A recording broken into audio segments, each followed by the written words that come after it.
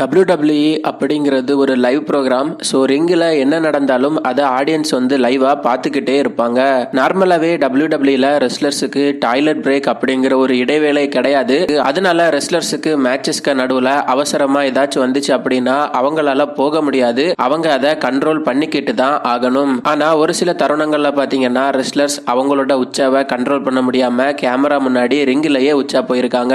ஒரு சில டைமில் WWE இதை ஸ்டோரி லைன்ஸுக்காக நடிக்க வச்சு பண்ணிருக்காங்க. இன்னும் ஒரு சில தருணங்கள்ல பாத்தீங்கன்னா ரியலாவே WWE ரெஸ்லர்ஸ் இந்த காரியத்தை பண்ணிருக்காங்க.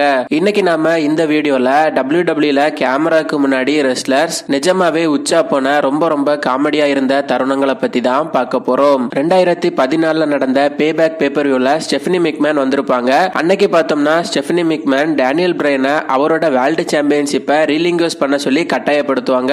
அதுக்கப்புறமா ஸ்டெஃபனி மெக்மேன் அன்னைக்கு பிரீபெல்லாவை மிரட்டியிருப்பாங்க. ஸ்டெஃபனி மெக்மேன் திட்டினதுக்கு அப்புறமா அதனால கடுப்பான பிரீபெல்லா அன்னைக்கு ஸ்டெஃபனி மெக்மேனோட கண்ணத்துல பலார்னு ஒரு அறையும் விட்டுருப்பாங்க. அதுக்கப்புறமா ஸ்டெஃபனி மெக்மேன் ரிங்கில இருந்து வெளியே போற டைம்ல கேமரால இந்த ஒரு சம்பவம் தெள்ள தெளிவா பதிவாகி இருந்தது. இதுக்கப்புறமா ஒரு ரூமர் வந்துச்சு. அந்த ரூமர்ல எல்லாரும் என்ன சொல்லியிருந்தாங்க அப்படின்னா அன்னைக்கு அந்த ஒரு செக்மெண்ட்ல பிரீபெல்லா ஸ்டெஃபனி மெக்மேனை ரொம்பவே பலமா கண்ணத்துல அரைஞ்சதுனால ஸ்டெஃபனி மெக்மேன் அவங்கள அறியாமையே ரிங்கில வச்சு உச்சா போயிட்டதாட்டு அன்னைக்கு நிறைய ரூமர்ஸ் வந்துச்சு. இந்த வீடியோலையும் பாத்தீங்கன்னா நடந்த சம்பவம் உண்மை அப்படிங்கறத தெளிவா பார்க்க முடியுது.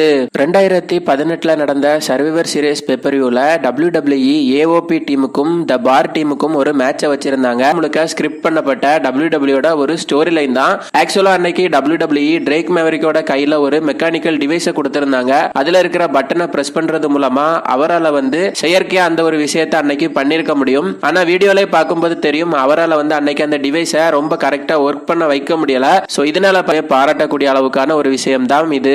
செத் ராலின்ஸ் ஒரு முறை டாக்கிங் வித் சோப் அப்படிங்கிற ஒரு இன்டர்வியூல ரொம்ப ரகசியமான ஒரு விஷயத்தை உடைச்சிருக்காரு. அது என்னன்னா செத் ராலின்ஸ் ஷீல்டுல இருந்த டைம்ல அவர் ஒரு மேட்ச்ல ரெசில் பண்ணிட்டு இருந்திருக்காரு. அந்த டைம்ல செத் ராலின்ஸுக்கு ரொம்பவே அவசரமா வந்திருக்கு. ஆனா அவரால் எங்கேயுமே போக முடியல. சோ செத் ராலின்ஸ் என்ன பண்ணார் அப்படின்னா யாரும் பார்க்காத நேரத்துல ரொம்பவே சீக்கிரட் ஆட்டு ரிங்குக்கு கீழே போய் என்ன காரியத்தை பண்ணணுமோ அதை பண்ணிட்டு அதுக்கப்புறமா வெளியே வந்திருக்காரு. இதை அந்த இன்டர்வியூல வந்து பாத்தீங்கன்னா செத் ராலின்ஸ் ஓப்பனா சொல்லவும் செஞ்சிருந்தாரு. ஆனா WWE விதிமுறைப்படி இந்த மாதிரியான சம்பவங்களை வெளியில எந்த இன்டர்வியூலயுமே வந்து சொல்லக்கூடாது. இதுக்காக பேக் ஸ்டேஜ்ல செத் ராலின்ஸுக்கு சின்ன பனிஷ்மெண்ட்டும் கிடைச்சதா ஒரு ரூமரும் வந்திருக்கு.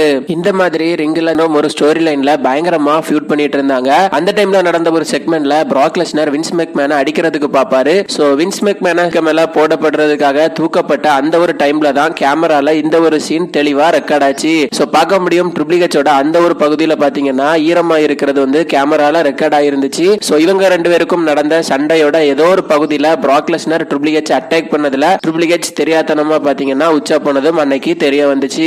WWE நடந்த இந்த ஒரு செக்மெண்ட வந்து யாருமே கண்டிப்பா மறந்திருக்க மாட்டீங்க. WWEயோட ஒரு ஸ்மாக்டவுன் எபிசோட்ல ஜெஃப் ஹார்டி கண்ணாடி பாத்திரத்துல இருந்து ஏதோ ஒண்ணு பாத்தீங்கன்னா சீமஸோட முகத்துல ஊத்துவாரு. ஆனா அந்த ஏதோ ஒண்ணு என்ன அப்படின்னா அது ஜெஃப் ஹார்டியோட உச்சாதான். WWEல இருந்த ரொம்ப பாப்புலரான ஒரு உமன் ரெஸ்லர் தான் நட்டாலயா. அவங்களோட WWE கரியர்ல ரொம்ப வித்தியாசமான நிறைய ஸ்டோரி லைன்ஸா பண்ணிருக்காங்க.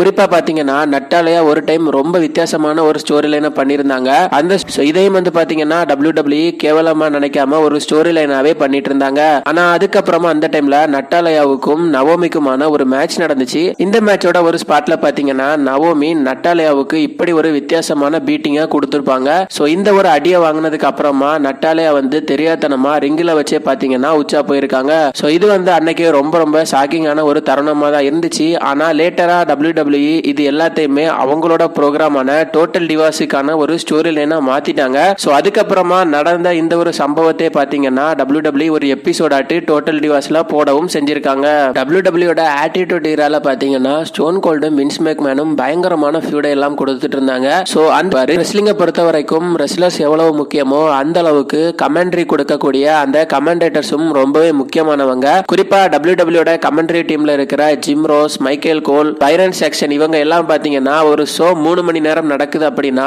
3 மணி நேரமும் அங்க இருந்தே ஆகணும். இவங்களுக்கும் பாத்தீங்கன்னா எந்த ஒரு பிரேக்கும் இடையில கிடையாது. சோ ஜிம் ரோஸ் பாத்தீங்கன்னா கிட்டத்தட்ட 30 வருஷத்துக்கு மேல WWEயோட கமெண்ட்ரி டீம்ல இருந்தாரு. சோ அவர் பாத்தீங்கன்னா கொடுத்த ஒரு இன்டர்வியூல என்ன சொல்லிருக்காரு அப்படின்னா எனக்கு மேட்ச் நடக்கும்போது அடிக்கடி இந்த மாதிரி அவசரமா வரும். அந்த டைம்ல எல்லாமே நான் கருப்பு கலர் பேண்ட் போட்டிருப்பேன். சோ கருப்பு கலர் பேண்ட்ல நான் போனா கூட வெளியே தெரியாது. சோ நான் நிறைய தடவை லைவ் டிவிலே போயிருக்கேன் அப்படிங்கறதையும் அப்படிங்கறதையும் ஜிம் ரோஸ் வந்து தெளிவா குறிப்பிட்டிருக்காரு. இது தவிர WWE நடந்த ரொம்ப காமெடியான விஷயங்கள் ஏதாச்சும் உங்களுக்கு தெரிஞ்சிருந்ததுன்னா அதை மறக்காம கமெண்ட் பண்ணுங்க. நீங்க இன்னும் நம்ம சேனலை சப்ஸ்கிரைப் பண்ணலனா மறக்காம சப்ஸ்கிரைப் பண்ணிக்கோங்க. இந்த வீடியோவுக்கு மறக்காம ஒரு லைக்கையும் போட்டுருங்க.